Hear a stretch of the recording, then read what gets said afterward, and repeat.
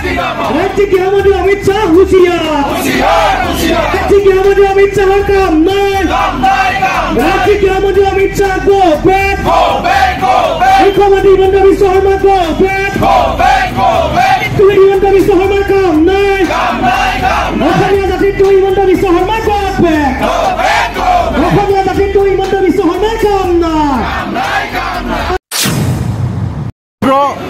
আমগুৰিবাসী ৰাইজক শিৱসাগৰবাসী ৰাইজক ধন্যবাদ আৰু কৃতজ্ঞতা জনাইছোঁ কাৰণ আপোনালোকে দেখিছে সমগ্ৰ অসম জুৰি নিজৰ জাতি ৰক্ষাৰ কাৰণে কা বিৰোধিতাৰে আন্দোলন কৰিবলৈ অহা মানুহক কেনেকৈ হাৰাশাস্তি কৰা হৈছে, কি ধৰণে জালিয়ানা বাগৰ নিচিনাকৈ চাৰিওফালে কামাণ্ডোৰ পেট্ৰলিং দি ফ্লেগ মাৰ্চ কৰাই অসমৰ মানুহক সন্ত্ৰাসিত কৰা হৈছে, অসমৰ মানুহক গৃহবন্দী কৰা হৈছে, অঘোষিত ইমাৰ্জেঞ্চিতকৈ ভয়াৱহ পৰিৱেশ সৃষ্টি কৰিছে হিমন্ত বিশ্ব শৰ্মাই।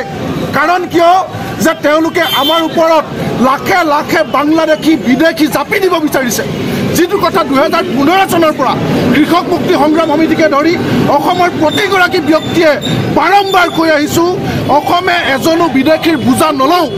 আজিৰ দিনটোত অসমত 32 লাখ ৰেজিষ্টাৰ্ড নিবনুৱা, আজিৰ দিনটোত অসমৰ 100 জন মানুহৰ 29 জন মানুহৰ নিজৰ বুলিবলৈ মাটি নাই, অসমৰ প্ৰান্তে প্ৰান্তে মানুহক উচ্ছেদ কৰা হৈছে। তাৰ পাছত কেৱল ভোটৰ স্বাৰ্থত লাখে লাখে বিদেশীক আমাৰ মূৰৰ ওপৰত জাপি দিব বিচৰা হৈছে।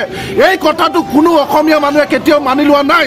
ইয়াৰ আগতে আমাৰ নেতাসকলক অখিল গগৈকে ধৰি আমাৰ সকলো নেতাক কাৰাগাৰলৈ নিক্ষেপ কৰি নাগৰিকত্ব সংশোধনী বিধেয়কক কা পুৰুষৰ নিচিনাকে বিজেপি চৰকাৰে আইনলৈ ৰূপান্তৰিত কৰিলে।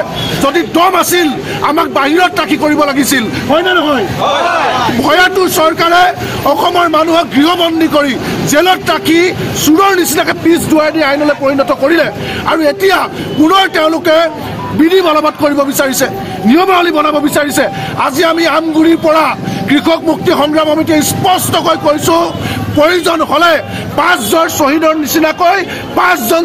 নিচিনাকৈ কৃষক মুক্তি 12 লাখ সদস্যই শ্বহীদী বৰণ কৰিব। কোনো কাৰণত এজনো বিদেশী নৰেন্দ্ৰ মোদী আৰু অমিত শ্বাহক অসমত আমি থিতাপি লোৱাবলৈ নিদিওঁ। এইটো স্পষ্ট কথা। যি পৰ্যায়লৈ যাব লাগে যাম, এজনো নহ'ব। আৰু আমি পুলিচক কৈছোঁ, আমাক দুৰ্দৰ্শ অপৰাধীৰ দৰে ঘৰৰ পৰা উঠাই অনাৰ যি ষড়যন্ত্ৰ কৰিছে আমি বুঢ়া আঙুলি দেখুৱাইছোঁ। আমি অসম পুলিচ VP সিঙক বুঢ়া আঙুলি দেখুৱাইছোঁ। কৃষক মুক্তি এজনো মানুহে ভয় নকৰে, এনেকুৱা বহুত দেখিলোঁ আমি। আমাৰ ৰক্ত ৰঞ্জিত ইতিহাস আছে, আমাৰ প্ৰণৱ বড়ো আছে, আমাৰ 5জনকৈ শ্বহীদ আছে। এক মুহূৰ্তৰ কাৰণে আমি ভয় নকৰোঁ। আমাক জেলত দিয়ে গুলিয়াই আমি বিদেশী অনা আইনৰ বিৰুদ্ধে সজোৰে ৰাজপথত থিয় হ'ম।